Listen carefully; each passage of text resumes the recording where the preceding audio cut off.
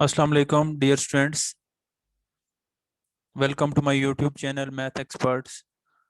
अगर आप इस चैनल पे नए हैं तो काइंडली हमारे इस चैनल को सब्सक्राइब कर लें, बेल आइकन को क्लिक कर लें ताकि आपको मज़ीद अपडेट्स और वीडियोस मिलती रहें। तो डिफरेंशियल इक्वेशन का जो टॉपिक हम डिस्कस करने जा रहे हैं इस वीडियो लेक्चर के अंदर वो है linear and non linear differential equation. क्या है हमारे पास? Linear and non linear differential equation. अब हमने इसके अंदर ये चीज़ देखनी है कि हमारे पास इक्वेशन कब लीनियर होती है और कब नॉन लीनियर होती है। तो उसके लिए हमारे पास एक क्राइटेरिया है, हम उस क्राइटेरिया को स्टडी करेंगे और फिर कुछ एग्जांपल्स भी करेंगे। अब देखते हैं वो क्राइटेरिया क्या है। An equation is said to be non linear. हम नॉन लीनियर के लिए देखेंगे और अगर वो कंडीशन सेटिस्फाई नहीं कर रहा है इसका मतलब है हमारे पास कंडीशन क्या होगी, वो इक्वेशन क्या होगी, लीनियर होगी। Is said to be non linear if number one है हमारे पास the dependent variable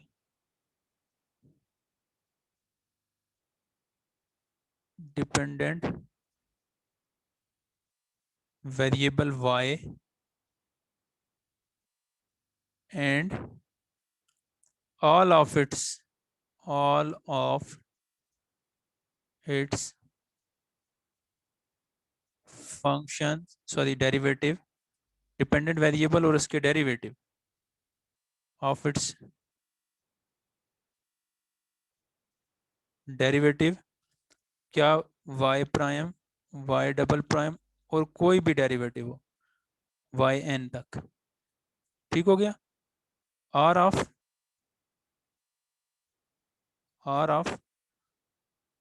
first degree,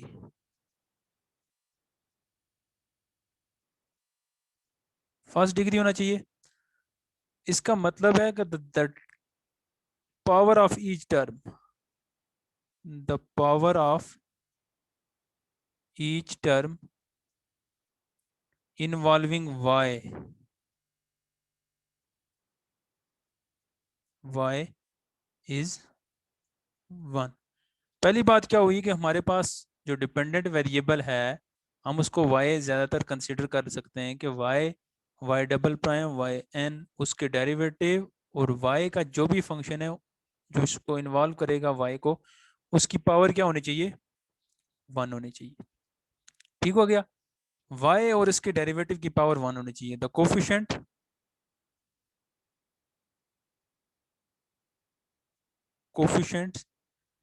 coefficient क्या होते हैं, a0 a1 up to so on an of y prime y double prime up to so on yn depend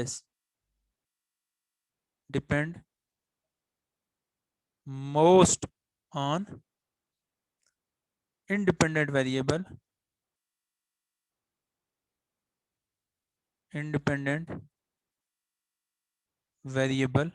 x। अब देखें कि पहली बात जो हमने देखी है वो ये देखी है कि हमारे पास जो डिपेंडेंट वेरिएबल है y और उसके जो डेरिवेटिव होंगे इक्वेशन के अंदर वो हमारे पास क्या होने चाहिए। हम यहाँ पे एक जनरल इक्वेशन लिख लेते हैं कि हमारे पास a0 y prime plus a1 y double prime plus up to so on an yn equal to 0। अब आप यहाँ पे देखें कि हमारे पास जो कोफिशिएंट हैं a0 a1 up to so on, ये इंडिपेंडेंट वेरिएबल x के होने चाहिए, y के नहीं होने चाहिए। और जो हमारे पास y है डिपेंडेंट वेरिएबल और उसके जो डेरिवेटिव हैं इनकी पावर क्या होनी चाहिए, हमारे पास 1 होनी चाहिए, डिग्री 1 के होने चाहिए। अब हम चलते हैं एग्जांपल्स की तरफ, हम एग्जांपल्स देखते हैं, आपको मजीद समझ आ जाएगी। हम यहाँ पे कंसिडर करते हैं एक equation 1 minus y prime plus 2 of y is equal to e power x. अब यहाँ पे देखें ये हमारे पास नॉन लीनियर क्यों बन रही है, इसकी पावर 1 है और इसके साथ जो कोफिशिएंट है वो y का नहीं है, ना x का है ना y का है, हमारे पास तो ठीक है। अब देखें यहाँ पे जो चीज़ है ये वाली टर्म है, देखें जो कोफिशिएंट है वो y है और यहाँ पे डेरिवेटिव भी है, तो y और उसका डेरिवेटिव इकट्ठे आ गए। इस वजह से ये जो टर्म हमारे पास है ये वाली 1 माइनस वाई, इस वजह से हमारे पास इक्वेशन क्या हो रही है, नॉन लीनियर टर्म। अब देखें इस वजह से हमारे पास इक्वेशन जो है, ये जो इक्वेशन है ये क्या हो रही है, नॉन लीनियर हो रही है। ठीक हो गया। अच्छा जी, हमारे पास क्या था कि हमारे पास डेरिवेटिव, जो हमारे पास डिपेंडेंट वेरिएबल होता है उसका डेरिवेटिव, और वो जो फंक्शन होता है डिपेंडेंट फंक्शन डिपेंडेंट वेरिएबल होता है, वो इकट्ठे एक साथ नहीं आने चाहिए। अब हम देखते हैं एक और, d square of y divided by d x का square plus sine of y equal to 0। अब आप यहाँ पे देखें डिपेंडेंट वेरिएबल की डेरिवेटिव की कोई पावर नहीं है, ना ही उसके कोफिशिएंट में डिपेंडेंट वेरिएबल है। लेकिन ये देखें ट्रांसडेंशल फंक्शन जो नॉन लीनियर होते हैं, ये नॉन लीनियर होते हैं, ये लीनियर फंक्शन नहीं है। Sine, cos, tan, cot, cosecant, secant, ये सब नॉन लीनियर है। तो ये हमारे पास क्या है, नॉन लीनियर फंक्शन है, नॉन लीनियर टर्म है, इसलिए क्या है, ये नॉन लीनियर डिफरेंशियल इक्वेशन बन गई है। अच्छा जी, अब आप एक और देखते हैं हम यहाँ पे, अगर हमारे पास इस तरह से हो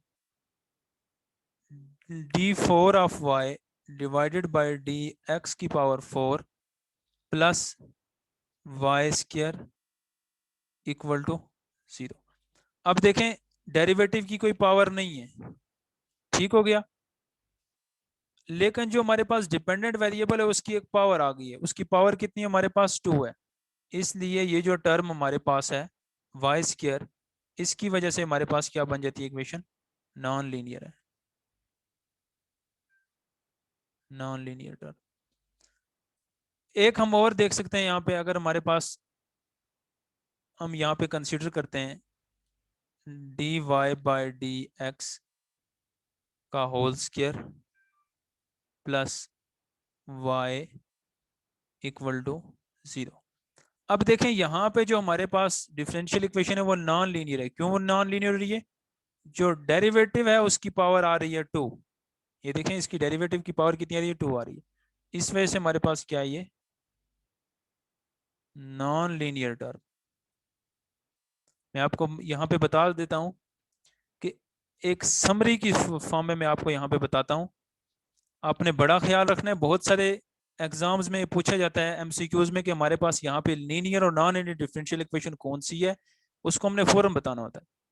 नंबर 1 आपके पास y और y प्राइम या कोई भी डेरिवेटिव और y n और इसका जो डेरिवेटिव है ये इकट्ठे नहीं आने चाहिए, कभी भी इकट्ठे नहीं आने चाहिए। दूसरी बात ये है sine of y, dependent variable हमने y कंसीडर किया हुआ, cos of y up to so on, बाकी जो हमारे पास टेन ऑफ y है ये फंक्शन नहीं आने चाहिए। तीसरी बात ये है कि हमारे पास y की सम पावर, और अगर हमारे पास इसका डेरिवेटिव है इसकी सम पावर आ जाए n, n किसको रिप्रेजेंट कर रहा है, यहाँ पे पावर को रिप्रेजेंट कर रहा है। अगर हमारे पास इसकी पावर आ जाती है इनकी, तब भी हमारे पास इक्वेशन क्या होगी, नॉन लीनियर होगी। ये तीन चीजें अगर आप समझ गए हैं तो यही होता है असल मकसद, यही है हमारे पास कि हम इसको लीनियर और नॉन लीनियर के दरमियान डिफरेंशिएट कैसे कर सकते हैं। तो अगर आपको हमारी वीडियो पसंद लगी है, आप इसको बेल आइकन को क्लिक कर दें, लाइक करें, सब्सक्राइब करें। Thank you so much.